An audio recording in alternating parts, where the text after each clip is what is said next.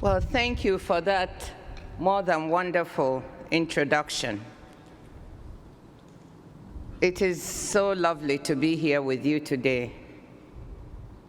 President Reif, Chancellor Nobles, Provost Barnhart, Ms. Green, President of the MIT Corporation, alumni, hello classes of 70, 71, and 72,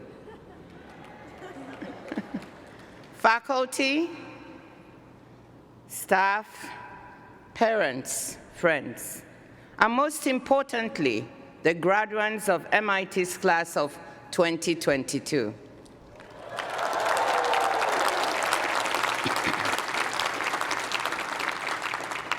I could not be more honored or more delighted to be here with you in Killian Court today.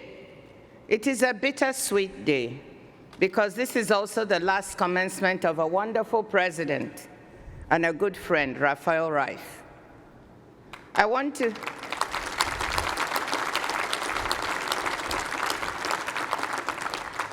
to take just a moment to pay tribute to his academic, institutional, and thought leadership of these past 10 years.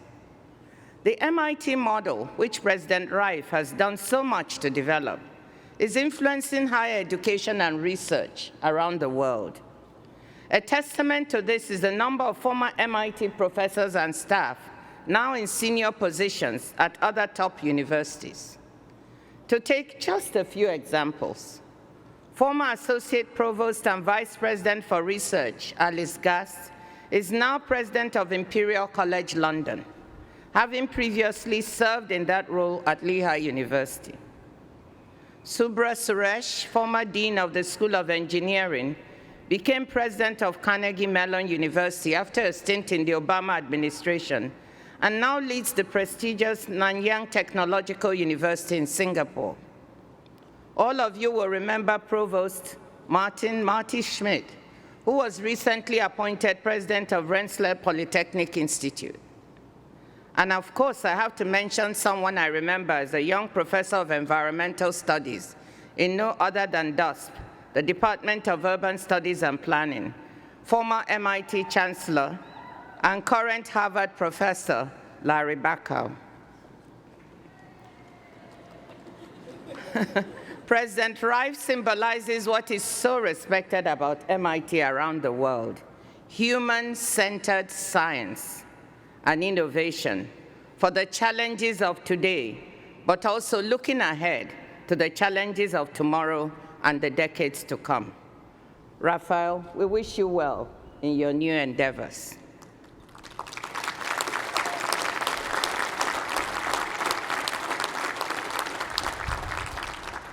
As I stand here, memories are flooding back. On my first day of graduate school as an MCP student in DUSP in September 1976, I must give a shout out to DUSP now. Hello, DUSP! I remember going to the International Students Office, worried about how I was going to cover my tuition and board for the second semester and thereafter. I was met with wide smiles and open arms by the wonderful staff in that office. They told me not to worry, and that once they get an international student in, their job is to make sure that student graduates. They would help me find the means, an RA or TA position or a loan. They were proud, they said, that international students had one of the best loan repayment records among all students. So I shouldn't worry. I should just concentrate on my studies. They had my back. You can imagine what a warm and fuzzy feeling that gave me, especially since I could reliably say that not every Cambridge-based institution was as welcoming at that time. So began my love for this great institution on whose grounds we stand today. In 1981, I again stood where we are today, having finished my PhD in Regional Economics and Development under the supervision of a crackerjack dissertation committee led by Professors Alan Strout, Karen Polensky, and Lloyd Rodwin, that was as caring as it was demanding. I was heavily pregnant, virtually 9 months, with my first child when I defended my dissertation. Writing the dissertation itself had been rocky, with lots of tearful weekends as I struggled with my data and SPSS. Does anyone remember that? I clearly remember Alan telling me after I submitted my first chapter that it was below my usual standard and that I should tear it up and start again. I spent all weekend in tears before picking myself up and starting over. In fact, I'm convinced that they only let me get away with the defense because of that baby. I let them know I was due any moment and that I could have the baby that day, maybe right there during the defense. They looked terrified. And you can imagine how quickly it all went so they could get me out of there. By the way, this is a good trick to try. But I'm sorry, it won't work for you men. MIT has helped make me who I am today. I know how hard each of you has worked to get here.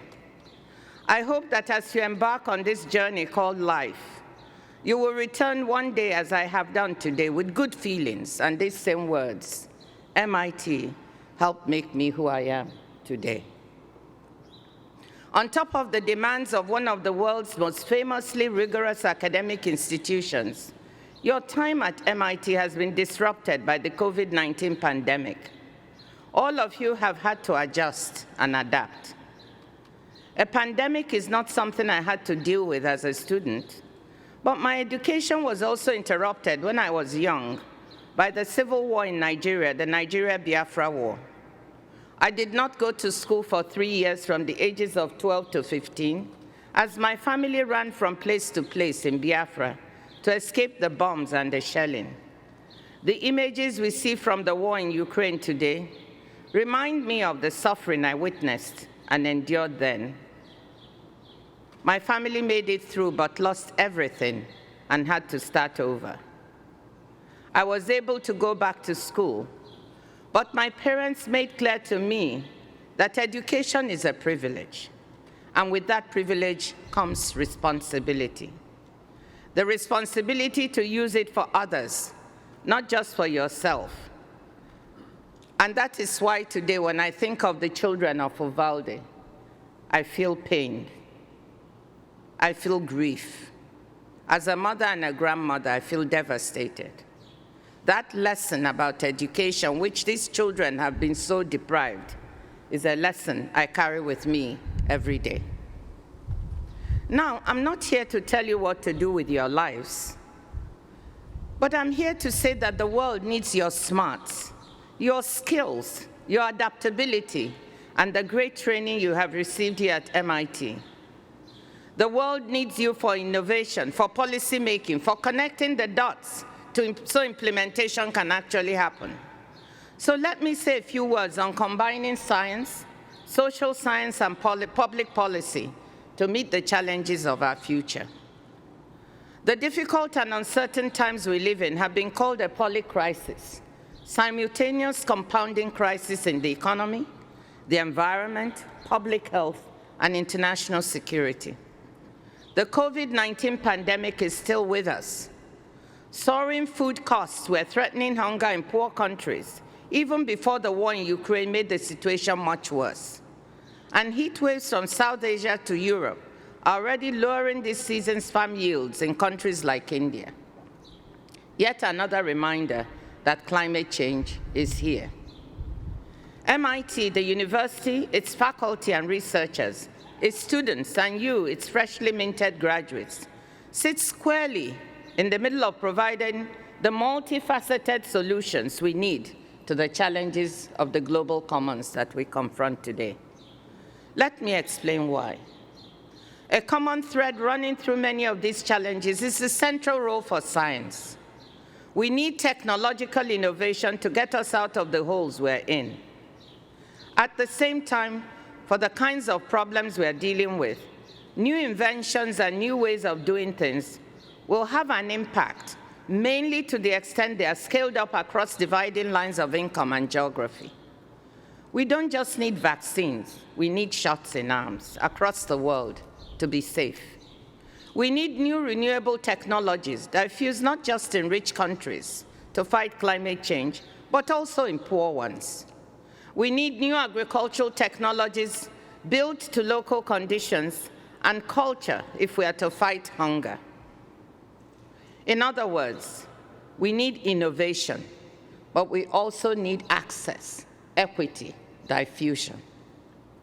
We need to get the science right, and we need to get the domestic and international policy frameworks, the incentive structures, and the public and private investments right, too. MIT, of course, is perched at the cutting edge of both science, social science, and public policy. To buttress the case I'm making, I want to look at some scientific and public policy issues associated with the COVID-19 response, as well as climate change. And as a proud MIT alum, I will also look at how the MIT community has been working on these 21st century problems since at least the 1970s. And as Director General of the World Trade Organization, I shall link this to where multilateralism and trade has been a force for good, amplifying and diffusing new ideas and new technology. But I'll also comment on where international cooperation has been falling short in getting policy frameworks and solutions right. Turning now to the global challenges, it's clear that if you're President Rice's big preoccupations, getting the innovation we need, and speeding up the time between new ideas and commercialized products are directly relevant to the road we're traveling now as a global community and to the road ahead.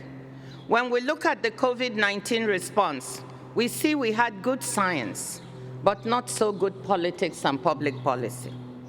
We knew a pandemic was overdue. Bill Gates even gave a famous TED Talk about the risks back in 2015, but we were not ready. This has been made painfully clear by the roughly 15 million excess deaths worldwide over the past 2.5 years, as estimated by the World Health Organization. At the national and international levels, we hadn't made the necessary health system investments, nor had we put in place the governance arrangements and early warning systems needed to identify and contain potentially dangerous new pathogens. In other words, policy-wise, pandemic preparedness was on a global level totally missing. But we were fortunate that scientists were better prepared. Science enabled us to address a global public bad, thereby saving millions of lives. Safe and effective vaccines came online in the space of mere months after the novel coronavirus was identified. But this seemingly overnight success was years, even decades in the making, and MIT was at the heart of that story. At MIT's Center for Cancer Research in the 1970s, back when Kendall Square was still mostly warehouses and factories, future Institute professor, Nobel laureate Philip Sharp, discovered RNA splicing. His work revealed the potential of messenger RNA, the technology behind the most effective COVID-19 vaccines. Around the same time, another future Institute professor, Robert Langer, DSc in chemical engineering, MIT class of 1974, began decades of pioneering work on the drug delivery of large molecules, including mRNA. In 2010, he participated in the founding of a company that aimed to do something totally new, to develop modified RNA therapeutics. That company struggled for years, high on promise but low on cash, until the COVID-19 pandemic struck, and Moderna's vaccine made it a household name. But even though the world got the innovation it needed, and it was successfully commercialized, we fell short on access. When vaccines became available, we did not prioritize the most vulnerable populations in the world, and we did not prioritize all frontline workers in all countries. Instead, much of 2021 saw what WHO Director General Tedros Ghebreyesus described as, and I quote, "a handful of rich countries gobbling up the anticipated supply as manufacturers sold to the highest bidder, while the rest of the world scrambled for scraps, unquote. As with life-saving HIV/AIDS drugs 20 years ago, people in poor countries, especially in Africa, found themselves at the back of the queue for COVID-19 vaccines. The COVAX facility, which I'm proud to say I participated in birthing, as an ambitious attempt to avoid a repeat of that experience by getting vaccines to poor countries at the same time as rich ones, was frustrated in its goals by vaccine nationalism and a lack of international solidarity. While global vaccine supplies have now increased, the lag in getting this to poor countries allowed apathy and vaccine hesitancy to set in, leading to a situation where, on the back of weak health systems, only 17% of people in Africa and 13% of people in low-income countries have been fully vaccinated, compared to 75% of people in high-income countries. Since we all know that no one is safe until everyone is safe, the risk of more dangerous variants and pathogens remains real because of this public policy lapse and the lack of timely international cooperation. Let me talk a bit about climate change. Climate change is another problem that we cannot solve without scientific innovation and diffusion. We have made real progress. Solar and wind generation costs have plummeted, with trade and international competition playing important roles in driving costs down. But storing that energy is still expensive, so we still need breakthroughs there, like we do on cutting emissions from marine and air transport, from industry, from buildings, from agriculture and land use. We also need more uptake of existing green technologies. For all the Teslas we might see around us here, only 4.5% of vehicles in the US are electric.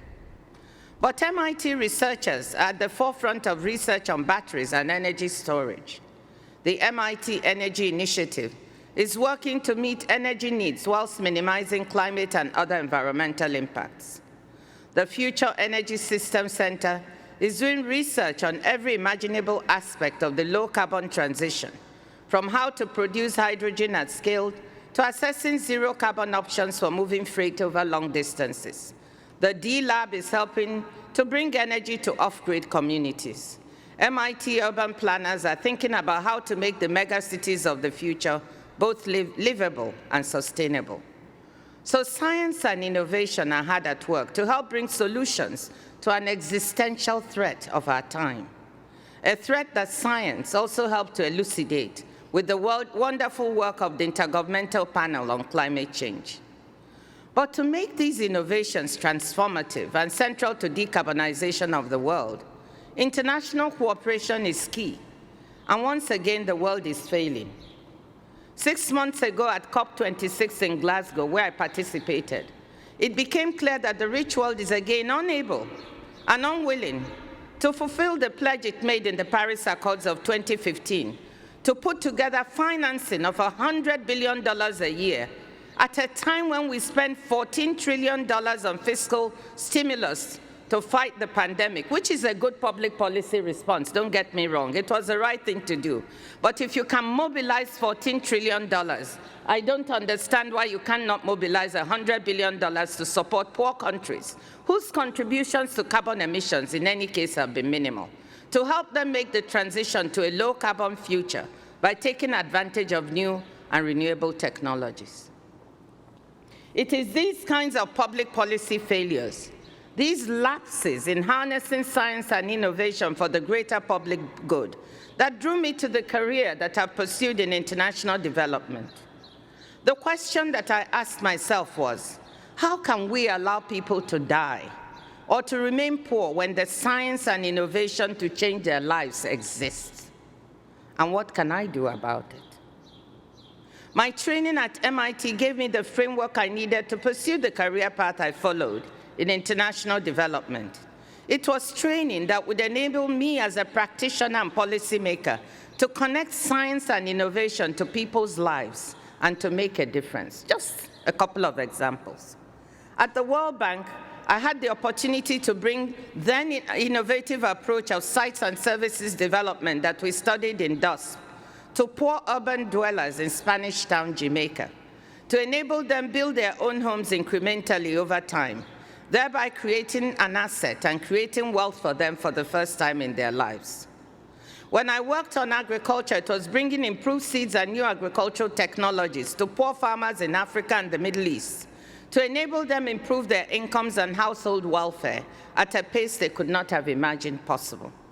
In Nigeria, as finance minister, and working with the Minister of Agriculture, we implemented budgetary policies that put mobile phones in the hands of 2 million women farmers so that through their electronic wallets, they could directly receive government vouchers that enable them to access improved seeds and fertilizers and improve their yields and production.